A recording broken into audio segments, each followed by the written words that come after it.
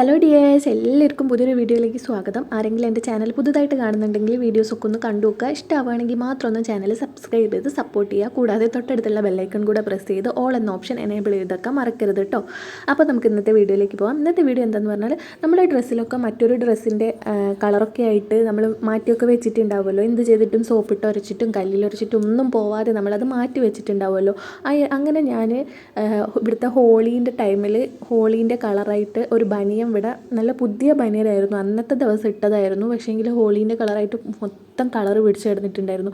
ഇപ്പോൾ ഹോളി കഴിഞ്ഞിട്ട് ഏകദേശം ഒരു വർഷമൊക്കെ ആവാറായിട്ടുണ്ടെന്ന് തോന്നുന്നു.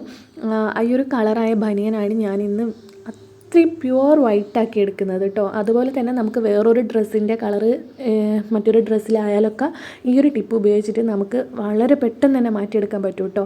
ഇത് ഞാൻ വിചാരിച്ചത്, ഈ ഒരു വീഡിയോ ഞാൻ ചെയ്യുന്നതിന് മുമ്പ് ഈ ഒരു ടിപ്പ് ഞാൻ ചെയ്യുന്നതിന് മുമ്പ് ഒരിക്കലും ഞാൻ വിചാരിച്ചിട്ടുണ്ടായിരുന്നില്ല ഈ ഒരു കളർ കംപ്ലീറ്റ് ആയിട്ട് പോകുന്നു. കാരണം ഏകദേശം ഒരു കൊല്ലത്തെ പഴക്കമുണ്ട്, അതുകൊണ്ട് എനിക്ക് ഒട്ടും ഉറപ്പുണ്ടായിരുന്നില്ല. പക്ഷേങ്കിൽ 100% അതിലെ കളർ മൊത്തം പോയിട്ടുണ്ട്. കൂടാതെ ഈ ഒരു ബനിയന് വൈറ്റ് കളർ നന്നായിട്ട് കൂടിയും വന്നിട്ടുണ്ട് കേട്ടോ. അപ്പോൾ ഇങ്ങനത്തെ ഒക്കെ കളറൊക്കെ പിടിച്ച് കിടക്കുന്ന ഡ്രസ്സുണ്ട് ഇതേപോലെ ചെയ്യുക കേട്ടോ. ഞാനിതാ വൃത്തിയാക്കാൻ പോകുന്ന ബനിയൻ ഇതാണ് കേട്ടോ. ഇതിൽ നല്ലപോലെ കളർ പിടിച്ചെടുക്കുന്നുണ്ട്, അതും ഒരു കൊല്ലത്തെ പഴക്കമുണ്ട് കേട്ടോ. അത് ഹോളീൻ്റെ നമ്മളെ ഈ ഒരു കളറില്ലേ, ഈ ഒരു കളറാണ് കേട്ടോ. ഇതേപോലെ വേറെ ഡ്രസ്സിൻ്റെ കളറ് മറ്റൊരു ഡ്രസ്സിലായാലൊക്കെ ഈ ഒരു ടിപ്പ് ഉപയോഗിച്ച് നോക്കിയാൽ മതി കേട്ടോ. 100% പോകും കേട്ടോ.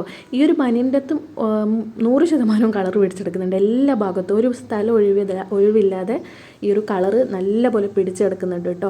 അതിന് നല്ല പഴക്കമുണ്ട് കേട്ടോ. ഇപ്പോൾ നിങ്ങളെ ഡ്രസ്സിൽ എന്ന് പറയുമ്പോൾ ചെറിയ ചെറിയ കളർ വേറൊരു ഡ്രസ്സിൻ്റെ കളറാവുക എന്ന് പറഞ്ഞാൽ കുറച്ച് ഭാഗത്തൊക്കെയല്ലേ ഉണ്ടാവുക. ഈ ഒരു ഭാഗത്ത് മാത്രം ഈ ഒരു പേസ്റ്റ് ആക്കി കൊടുക്കുക കേട്ടോ.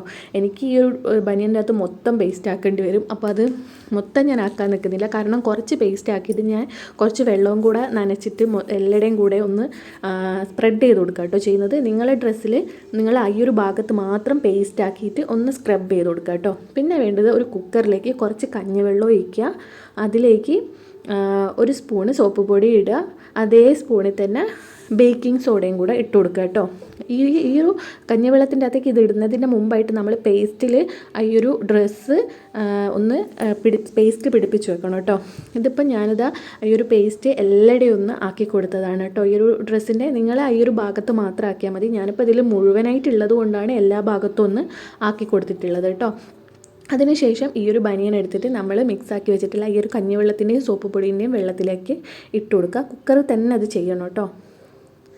അതിനുശേഷം ഇത് മൂടിയിട്ട് വെച്ചിട്ട് 2 വിസിൽ മതി, 2 വിസിൽ മതി കേട്ടോ. അപ്പോൾ ഞാനത് ഒരിക്കലും വിചാരിച്ചിട്ടുണ്ടായിരുന്നില്ല ഈ ഒരു കളർ മൊത്തമായിട്ട് എനിക്ക് പോയി കിട്ടുമെന്ന്. ഞാൻ വെറുതെ ഒന്ന് ചെയ്ത് നോക്കാമെന്ന് വിചാരിച്ചിട്ടാണ്. അപ്പോൾ 2 വിസിൽ വന്നിട്ട് ഞാനതാ കുക്കർ മൂടി തുറന്ന് നോക്കിയപ്പോൾ കളർ മൊത്തം ഇളകി വന്നിട്ടുണ്ട്. നിങ്ങൾക്ക് കാണാൻ പറ്റുന്നുണ്ടാവും ഈ ഒരു കളർ മൊത്തം ഈ ഒരു ബനിയൻ തന്നെ മാറിപ്പോയിട്ടുണ്ട്. അതിൻ്റെ മുകളിലുള്ള ഈ ഒരു പിങ്ക് കളറാണ്, ആ പിങ്ക് കളർ മൊത്തമായിട്ട് ഇളകി വന്നിട്ടുണ്ട് കേട്ടോ.